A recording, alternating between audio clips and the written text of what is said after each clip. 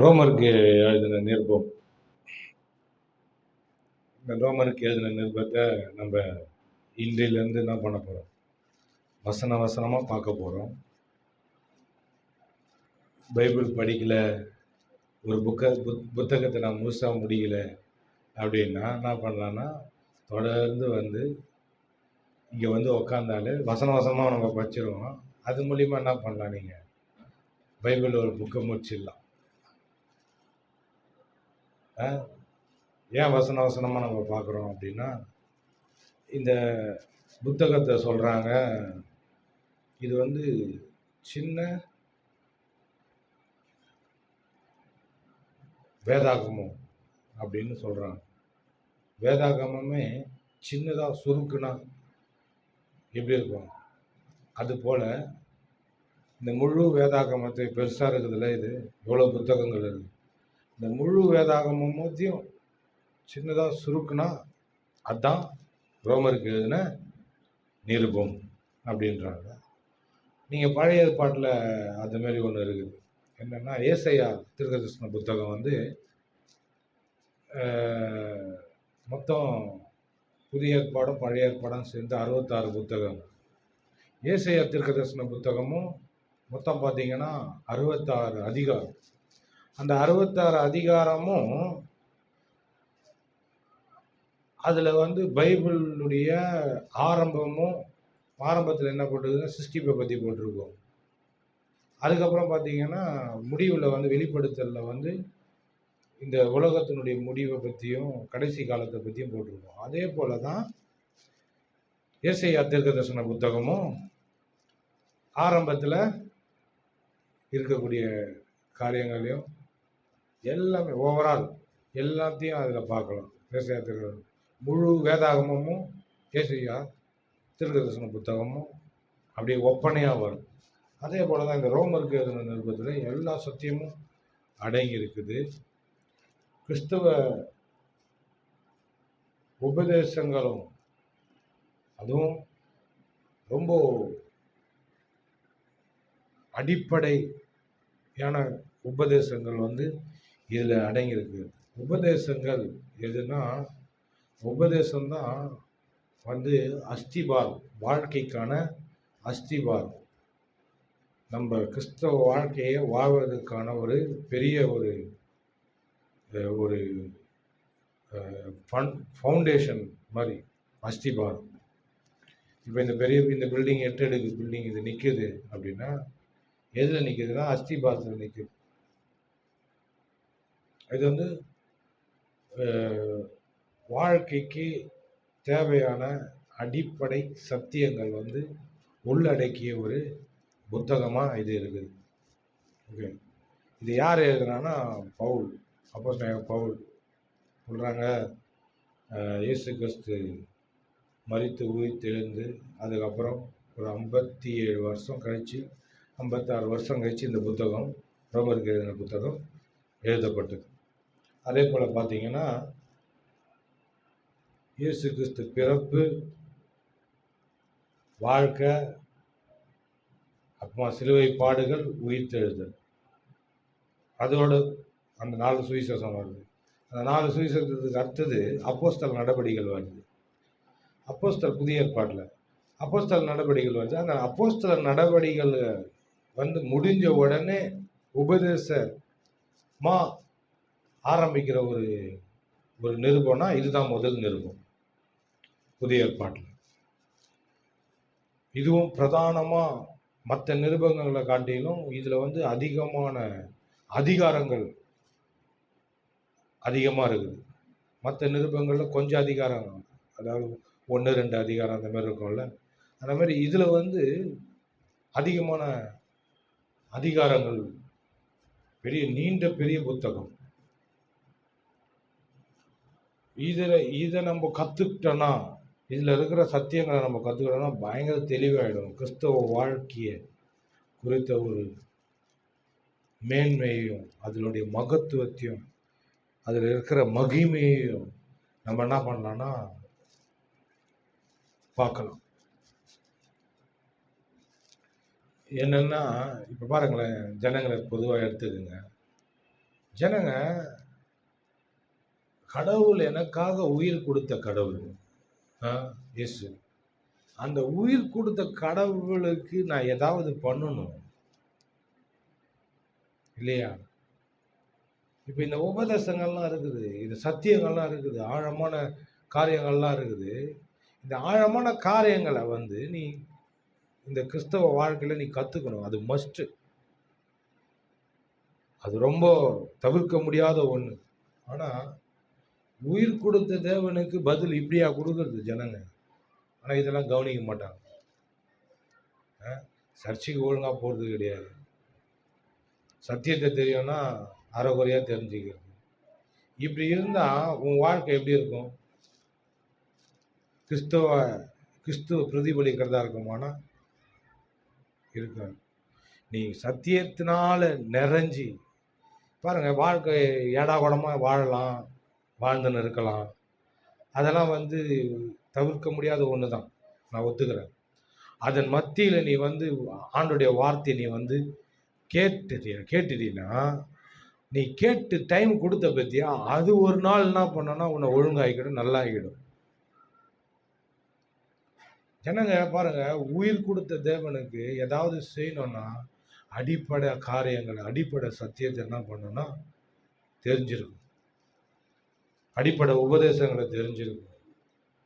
ஆழமான சத்தியங்கள் என்ன பண்ணணும்னா வெளிப்பாடுகளை பெற்றிருக்கணும். நான் உங்களுக்கு சொல்றேன், கிறிஸ்தவ வாழ்க்கைன்றது கதையில பண்ற உபதேசமும் கிடையாது, பிரசங்கமும் கிடையாது. கதை ஜனங்களுக்கு கதை சொல்றேன்னு நடத்துறது கிடையாது. கிறிஸ்தவம் ஒன்று இந்த உலகத்துல பிரகாசிக்கணும்னா, கிறிஸ்தவம் இந்த உலகத்துல தேவன் எதிர்பார்க்குற அளவுக்கு வளர்ந்து இருக்கணும்னா, நிறைய பேருடைய உள்ளத்துல கிறிஸ்தவம் இப்படி இருக்கணும். எவ்வளோ பெரிய விஷயம் இது, எவ்வளோ பெரிய காரியம் இது. தேவனே தன் சுய ரத்தத்தையே இந்த பூமியில சிந்தி இருக்கிறாரு. எவ்வளோ பெரிய காரியம் இது, எவ்வளோ மகத்துவமான, மகிமையான, மேன்மையான காரியங்கள்லாம் இருக்குது அப்படின்னு உணர்ந்தீங்கன்னா, அப்படிப்பட்ட உணர்வு உங்களுக்குள்ள இருக்கும் இல்லையா? அதே சமயத்துல இது எல்லாருக்குமே தெரியணுமே, இது எல்லாருமே தெரிஞ்சுக்கணுமே அப்படின்னு சொல்லி எல்லாருக்குள்ளேயும் ஒரு பசி, தாகம் இருக்கும், ஒரு வாஞ்சை இருக்கும்.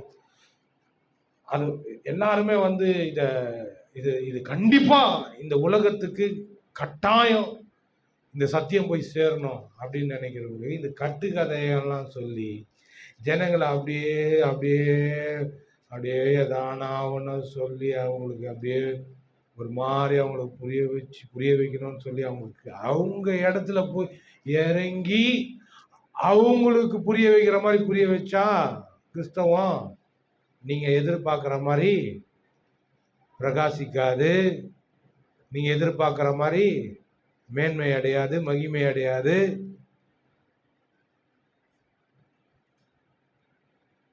பிரகாசம் ஜனங்களுக்கு தெரியாது. எது மூலியமா தெரியும்? இந்த கிறிஸ்தவம் இந்த ஜனங்களுக்கு இந்த உலகம் முழுவதும் வெளிச்சம் போட்டு காட்டுறது எதுனா வெளிப்பாடு தான், வெளிப்பாட்டின் அறிவு தான், வெளிப்பாட்டின் பிரசங்கம் தான், வெளிப்பாட்டின் உணர்வு தான். இதுதான் ஜனங்களை கவர்ந்து இழுக்கும். வெளிப்பாடு. ஏன் சொன்னார் இல்லையா, இந்த கல்லின் மேல் என் சபையை கட்டுவேன். எந்த கல்லு? கிறிஸ்து யார் என்ற வெளிப்பாடு, அதன் மூலியமா வர அறிவு. இதுதான் இந்த உலகத்துல கிறிஸ்தவத்தை எழுந்து நிக்க வைக்கும். சரி, ஜனங்க பாமர ஜனங்க அறியாமையில் இருக்கிற ஜனங்க படிப்பறிவு இல்லாத ஜனங்க ரொம்ப வாழ்க்கையில ஒடுங்கி போன ஜனங்க. சரி, அவங்களுக்கு கதைகள்லாம் சொல்லி புரிய வைக்கலாம். ஆனா ஒண்ணு நல்லா தெரிஞ்சுக்கணும், வெளிப்பாட்டு அறிவு தான் அவங்கள காப்பாற்றும். வெளிப்பாட்டு அறிவு தான் அவங்கள தூக்கி நிக்க வைக்கும். இப்ப பவுல் எதை நீங்க நீங்க நீங்க சுவிசேஷங்கள் 4 சுவிசேஷங்களை படிச்சுட்டு அப்போஸ்தலர் நடவடிக்கைகளை படிச்சு முடிச்ச பிறகு அதெல்லாம் வரலாறு, அதெல்லாம் சரித்திரம். அதுக்கப்புறம் பார்த்தா நிருபங்கள் வருது. அந்த நிருபங்கள்லாம் என்னது? உபதேசங்கள். உபதேசங்கள் என்னது? வெளிப்பாடு. அதை யார் பண்றா? அதை யார் பிரசங்கிக்கிறா? யார் எழுதுறா அப்படின்னு பார்த்தா, இயேசுவோட 3.5 வருஷம் பழகாத ஆளு அப்போஸ்தலனாகிய பவுல். அவர் எழுதுறாரு நிருபத்தை. ஏன் எழுதுறாரு? அவரு கதைகளை எழுதலையே, நிருபங்கள். நம்பர் புதிய ஏற்பாடு இந்த பைபிளை எடுத்துன்னு சுத்துறது. பைபிளை எடுத்துன்னு என்னத்தை எடுத்துன்னு போறாங்க? கதையை எடுத்துன்னு போறாங்க. இந்த புதிய ஏற்பாடு ஃபுல்லா என்ன இருக்குது? பாதிக்கு பாதி. பாதிக்கு நான் சொல்லுவேன், ஒரு புதிய ஏற்பாட்டில் ஒரு 80% சுவிசேஷங்களும் அப்போஸ்தலர் நடவடிக்கைகளை எடுத்துட்டு மற்றது எல்லாமே நிருபங்கள். அந்த நிருபங்கள் எல்லாமே வெளிப்பாடு. அப்போ இந்த பைபிளை எடுத்துன்னு தூக்கின்னு தெரியுறோம். என்னத்தை எடுத்துன்னு தூக்கின்னு தெரியுறோம்? வெளிப்பாடை எடுத்துன்னு தூக்கின்னு போயின்னு இருக்கிறோம். அப்போ ஜனங்களுக்கு சொல்ல வேண்டியது என்னது? வெளிப்பாடு. வெளிப்பாடை தான் சொல்லணும். நீ கதையை சொல்லிக்கின்னு அவங்களுக்கு எல்லாத்தையும்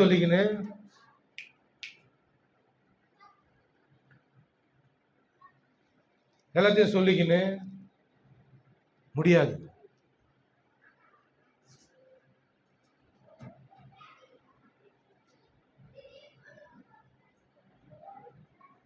முடியாது.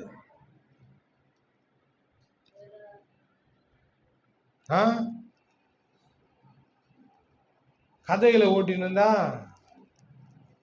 பாருங்க. இப்ப இருக்கிற பிரச்சனை என்ன தெரியும்? என்ன பெரிய பிரச்சனை தெரியுமா? நீ எவ்வளவுதான் கதை சொன்னாலும் அவங்க வாழ்க்கை கட்டுக்கதையா தான் இருக்கும்.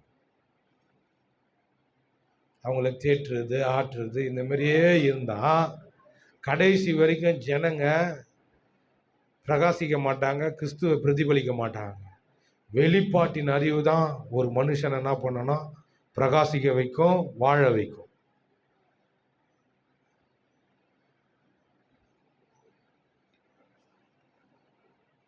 வெளிப்பாட்டின் அறிவு தான் வாழ வைக்கும். இது நிருபங்கள்லாம் என்னது? வெளிப்பாட்டின் அறிவு.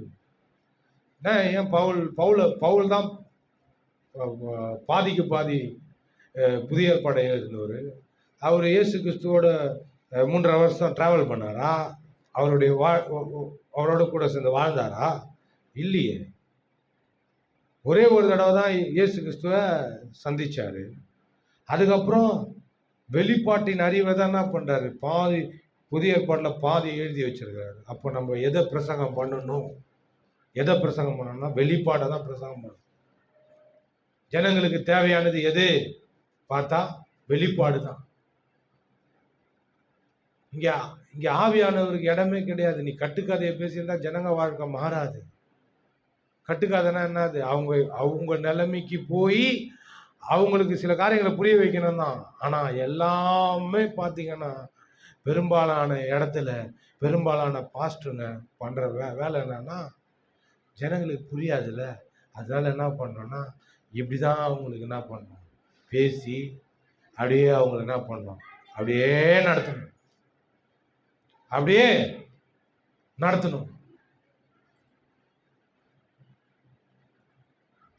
அப்போ என்ன நடக்குதுங்க? கிறிஸ்தவமா இல்லை. கிறிஸ்தவனுடைய வாழ்க்கை கிறிஸ்துவின் வாழ்க்கையா இல்லை. கிறிஸ்துவ பிரதிபலிக்கிறதா இல்லை. அப்ப எப்படி இருக்குது? ஏதோ வீடை காலி பண்ணிட்டாங்க. ஒரு வீடை காலி பண்ணிட்டாங்க. காலி பண்ணிட்டு என்ன பண்ணோம்? அந்த வீட்டில் குடியேறணும்ல, அதை பண்ணல. இப்போ எப்படி நம்ம கிறிஸ்தவம் இருக்குது? இப்படிதான் இருக்குது. வீட்டில் குடியேறணும்னு ஒரு வீட்டை காலி பண்ணி குடியேறணும்னு வந்துட்டு வீட்டில் இருக்கிற பொருளெல்லாம், அந்த பழைய வீட்டில் இருக்கிற பொருளெல்லாம் எடுத்து போட்டாச்சு. ஏன்னா வீடு காலியாக இருக்குது. அதில் இருக்கிற போய் சாமான் எடுத்துன்னு போய் வைக்கல, வாழலை. அப்படிதான் கிறிஸ்தவமே இருக்குது. இதுதான் சுருக்கம், கதை சுருக்கம். கிறிஸ்தவ உலகத்தில், கிறிஸ்தவ சமுதாயத்தில் இருக்கிற கதை சுருக்கமே இதுதான். இயேசு அவங்கள என்ன பண்ணிட்டாரு? எல்லா ஜனங்களையும் ரட்சித்துட்டாரு. கிறிஸ்துவை ஏற்றுக்கொண்ட ஜனங்க எல்லாரையும் மறுபடியும் பிறக்க வச்சு தேவனுடைய பிள்ளையா மாத்திட்டாரு. ஆனா அந்த பிள்ளைக்கான அடையாளங்கள் இருக்குதானா? இல்லை. அந்த பிள்ளைக்கான வாழ்க்கை இருக்குதானா? இல்லை. அந்த தேவனுடைய இயேசு எப்படி இந்த உலகத்துல வாழ்ந்தாரோ அப்படியே வாழ்றாங்கன்னா இல்லை. அப்ப என்னத்தான் நடந்துன்னு இருக்குது? இன்னமும் பாக்குறேன் பாருங்க, ரோட்ல பார்த்தா, நேத்து கூட பார்க்கணும், முந்தா நேத்துன்னு நினைக்கிறேன், முந்தா நேத்து பார்க்குறேன், இந்த கோல் அப்படியே சதையில போட்டு கொக்கிய போட்டு ஏற்றுன்னு போறாங்க. இன்னமும் இந்த எங்க வீட்டாண்ட கல்லறையில் இதெல்லாம் பார்க்கும்போது உள்ள கொதிக்குது. என்ன பண்ண இருக்கிறோம்? என்னையே நான் குற்றப்படுத்திக்கிறேன். என்ன பண்றோம் நம்ம? இந்த பசங்களை வாய மூட சொல்லு, ரெக்கார்ட் பண்றாங்கன்னு சொல்லு, சத்தமா சொல்லு.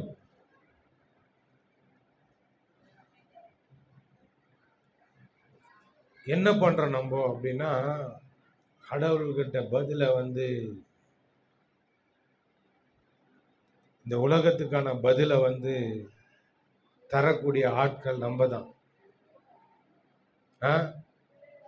இந்த உலகத்துக்கான பதில் நம்ம கிட்ட தான் இருக்குது. நம்ம சோம்பேறித்தனமாகவும் தேவன்கிட்ட போய் முறையிடாம நம்ம என்ன பண்றது அப்படின்னு சொல்லி இருந்தா பொறுப்பு யாரு? நம்ம தான். நான் தான் பொறுப்பு. நான் அப்படிதான் நான் எடுத்துக்கிறேன். இந்த தமிழ்நாடு, இந்த இந்தியா, இந்த உலகம் இது கிறிஸ்துவுக்குள்ள வரலன்னா பொறுப்பு நான் தான். அப்படிதான் நான் எடுக்கிறேன். நான் சரியில்லை, அப்போ நான் என்னை சரி பண்ணணும். எனக்குள்ள ஒரு பெரிய பாரம் வரும். வீட்டாண்ட பாருங்க, 2 கோயில் இருக்குது. 2 கோயிலும் மெயின் ரோட்டுக்கு முக்கியமான சிட்டி நடுவில் 2 கோயிலும் மெயின்ல இருக்குது. பார்த்தா வெள்ளிக்கிழமை அந்த அமாவாசை டைம் எல்லாம் பார்த்தீங்கன்னா ஜனங்க அவ்வளோ ஜனங்க அந்த இடத்துல பொங்கல் வச்சு குடும்பமாக பொங்கல் வச்சுருந்தாங்க. கை குழந்தை எடுத்துன்னு வந்துருக்கிறான். கை குழந்தை எடுத்துன்னு பொங்கல் வச்சு வேண்டுதலுக்கு வந்துருக்கிறான். குடும்பமாக இருக்கும்போது அந்த குழந்தை நடு ரோட்டில் போயிடுச்சு, பஸ் ஏறி செத்துச்சு. அவன் அந்த பொங்கலெல்லாம் எட்டி விட்டு அடுப்பில் அந்த விரட்டி வச்சு இந்த பொங்கலெல்லாம் எட்டி விட்டு, கடவுள் இருந்தால் ஏன் இந்த மாதிரி நடக்குதுன்னு சொல்லிட்டு, இந்த கடவுள் ஏன் காப்பாற்றலை என் குழந்தைன்னு சொல்லிட்டு எட்டி விட்டு ரோட்டில் பிறண்டு அழுகுறாங்க. இந்த மாதிரி நிறைய நடந்தது. அந்த இடத்துல என்ன நடக்குது? நான் சொல்றேன், இந்த உலகத்துல அநேக ஜனங்களுடைய வாழ்க்கை மாறாம, அநேகர் இருள்ல இருந்து பிசாசின் பிடியிலையும் வியாதியிலையும் தரித்திரத்திலையும் இருந்துனே இருக்கிறாங்கன்னா அதுக்கு காரணம் நானும் நீங்களும்.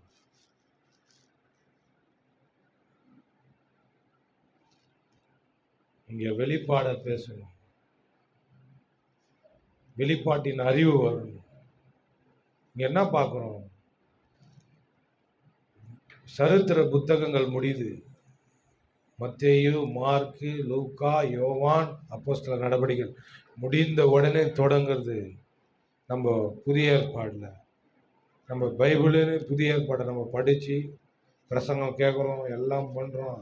அதை நம்பி தான் பாஸ்டங்களே இருக்கிறாங்க. புதிய ஏற்பாடை நம்பி தான் பாஸ்டங்க. பழைய ஏற்பாடாக இருக்குது, புதிய ஏற்பாடு தான் நம்மளுக்கு வெளிச்சத்தை தருது. அதை நம்பி தான் இருக்கிறோம். அந்த வெளிச்சம் என்ன? அது வெளிப்பாடு. அப்போ அந்த வெளிப்பாடை போதிக்கக்கூடிய சபைகளாக மாறினாதான் பெரிய வீழ்ச்சி இந்த பூமியில உண்டாகும்.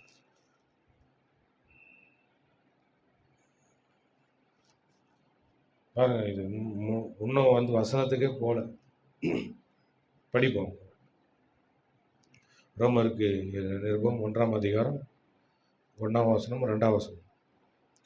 இயேசு கிறிஸ்துவின் ஊழியக்காரனும் அப்போஸ்தலனாகும்படி அழைக்கப்பட்டவனும் தேவனுடைய சுவிசேஷத்துக்காக பிரித்தெடுக்கப்பட்டவனுமாகிய பவுல், ரோமாபுரியில் உள்ள தேவ பிரியரும் பரிசுத்தவான்களும் ஆகும்படி அழைக்கப்பட்டவர்களுமாகிய அனைவருக்கும் எழுதுகிறதாவது,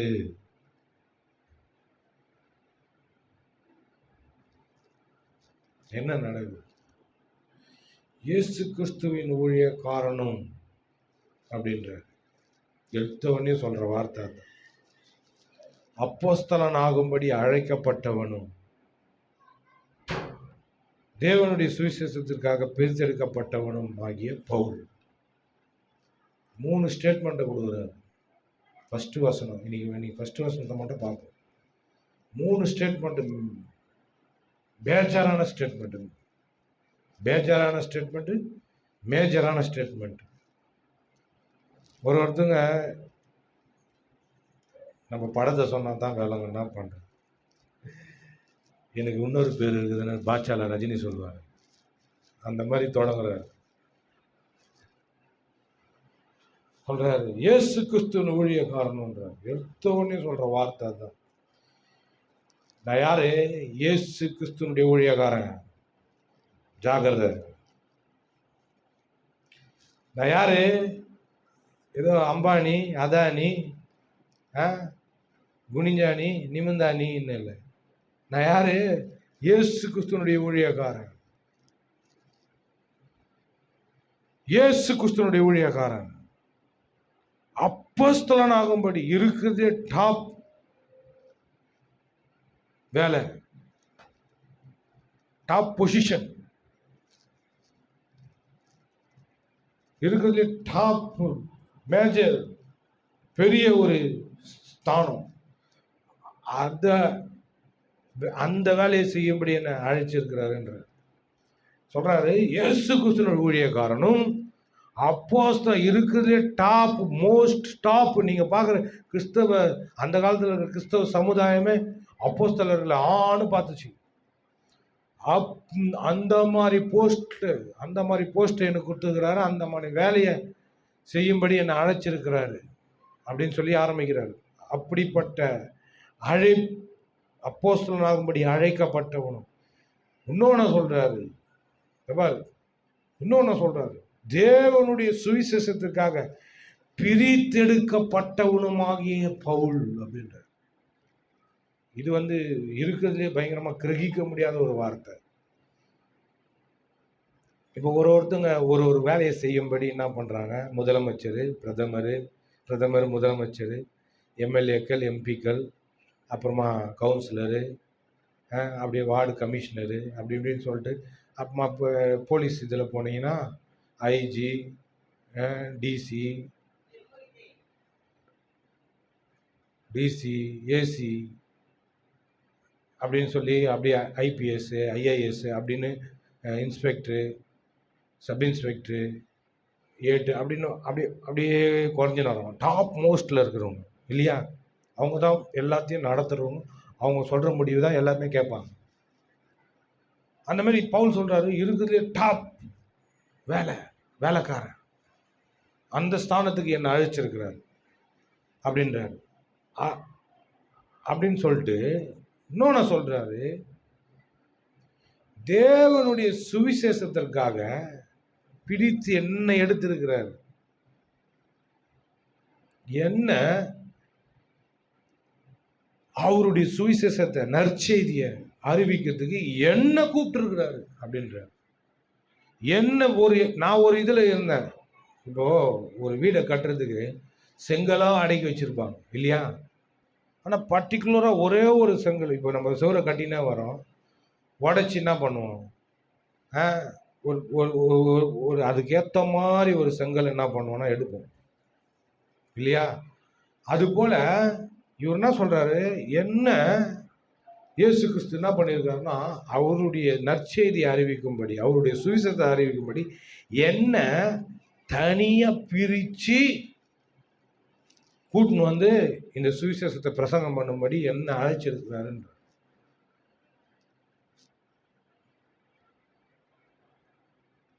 மொத்தம் 3 காரியத்தை சொல்றாரு. ஊழியக்காரன், அப்போஸ்தலன், தேவனுடைய சுவிசேஷத்தை பிரசங்கிக்கும்படி பிரித்தெடுக்கப்பட்டவனுமாகிய பவுல்.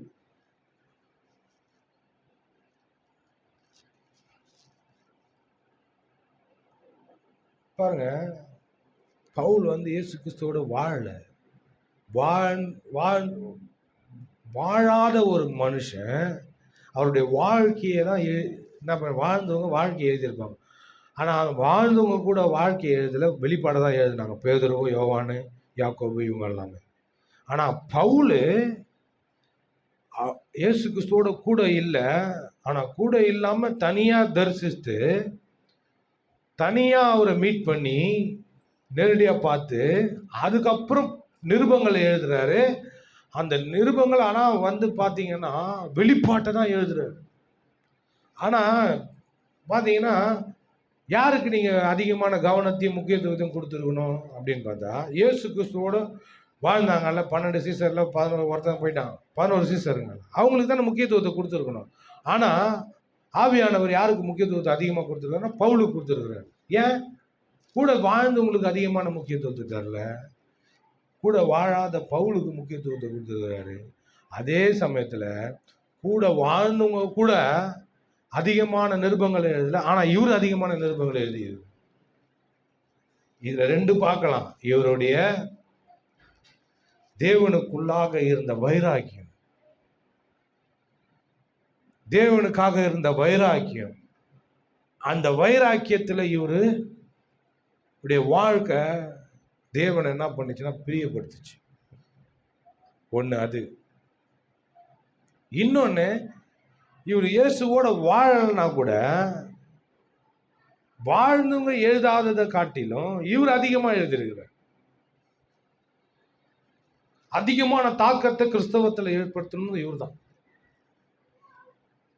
ஆனால் அவங்க மேஜரான காரியங்கள்லாம் செஞ்சாங்க. பேதுரு தலைமை அப்போஸ்தலன், எல்லாத்துக்கும் பிரதான அப்போஸ்தலன். அவர் பயங்கரமான காரியத்தை பெந்தகோஸ்து நாளில் பண்ணார். அதுக்கப்புறம் சபைகளை அழகாக நடத்திட்டு வந்தார். கிறிஸ்தவ சமுதாயத்தை ஒரு சூப்பராக பண்ணிட்டு வந்தார். ஆனால் பவுல் எக்ஸ்ட்ராடினரி. அவனே சொல்கிறான் ஒரு இடத்துல, பவுலே சொல்கிறான், மற்றவங்க எல்லார காட்டிலும் நான் அதிகமாக பிரயாசப்பட்டேன். தைரியம் வேணும் இது சொல்கிறது. நம்ம என்ன இப்போ நம்ம எதனா நான் அவரை விட நான் நிறைய வேலைகள்லாம் நான் செய்கிறேன்னா பெருமையாக பேசுகிறேன் அப்படின்வாங்க. அவனே சொல்கிறான், பவுல் சொல்கிறான், மற்ற எல்லார காட்டிலும் நான் அதிகமாக பிரயாசப்பட்டேன், அதிகமாக அடி வாங்கினேன், அதிகமாக நான் என்ன பண்ணேன், பாடுகளை அனுபவித்தேன் அப்படின்ட்டு.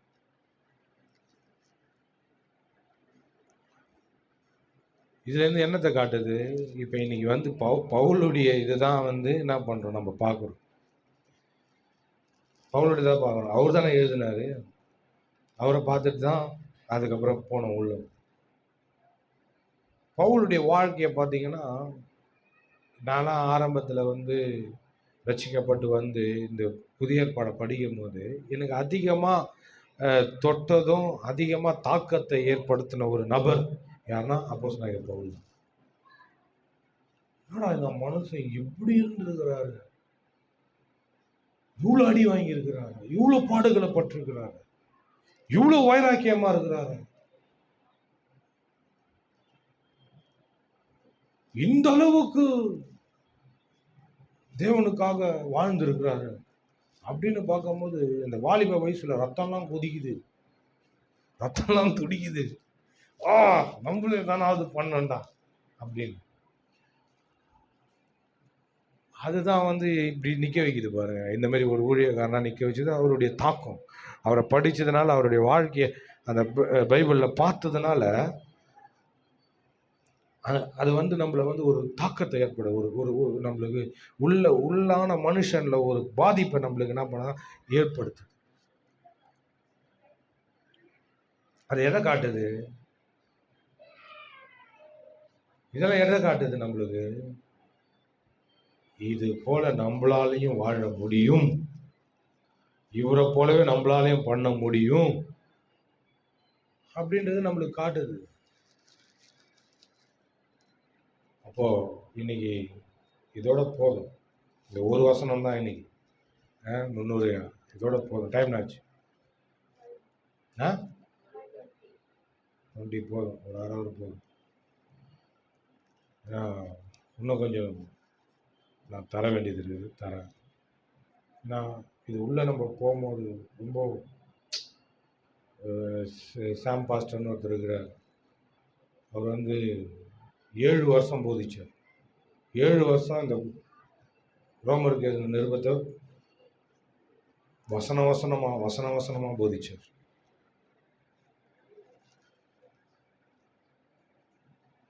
ஃபுல் புத்தகத்தையும் முடிச்சார் போதிச்சு. அதை நம்ம வசனமாக படிக்கும் போது பயங்கரமான வெளிப்பாடுகள் வரும், தெளிவு வரும், விளக்கங்கள் வரும். இந்த வசனம் இப்படி தான் சொல்லுதா? இதை தொடர்ந்து கேட்கும் போது, நான் போதிக்கிற நானும் சரி, பிரசங்கம் பண்ணுற நானும் சரி, கேட்குற உங்களுக்கும் சரி, ஒவ்வொரு வசனமும் ஒன்னொன்னத்தை பேசும். இப்போ பார்த்தோம்ல, இயேசு கிறிஸ்துவின் ஊழியக்காரனும் அப்போஸ்தலனாகும்படி அழைக்கப்பட்டவனும் தேவனுடைய சுவிசேஷத்துக்காக பிரித்தெடுக்கப்பட்டவனும் ஆகிய பவுல். இந்த ஒரு வசனத்தில் என்னென்ன இருக்குது? ஊழியக்காரனா யார்? அவருடைய ஊழியக்காரன்.